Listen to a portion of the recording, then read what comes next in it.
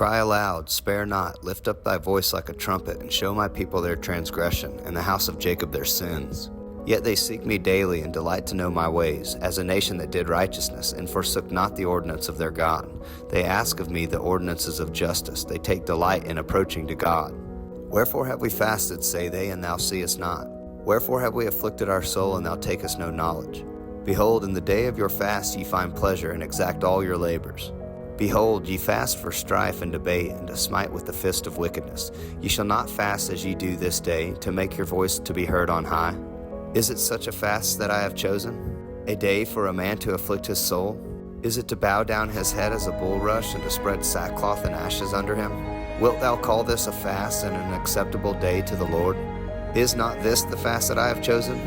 To loose the bands of wickedness, to undo the heavy burdens, and to let the oppressed go free, and that ye break every yoke? Is it not to deal thy bread to the hungry, and that thou bring the poor that are cast out to thy house? When thou seest the naked, that thou cover him, and that thou hide not thyself from thine own flesh. Then shall thy light break forth as the morning, and thine health shall spring forth speedily, and thy righteousness shall go before thee. The glory of the Lord shall be thy reward. Then shalt thou call, and the Lord shall answer. Thou shalt cry, and he shall say, Here I am.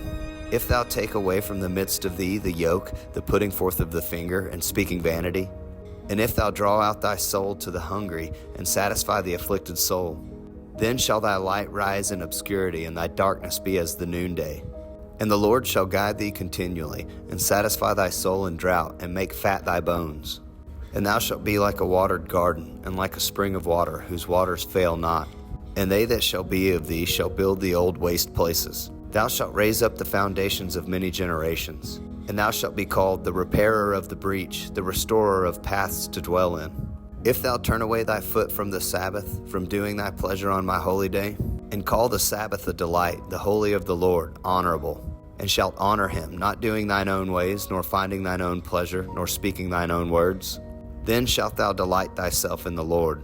And I will cause thee to ride upon the high places of the earth, and feed thee with the heritage of Jacob thy father, for the mouth of the Lord hath spoken it.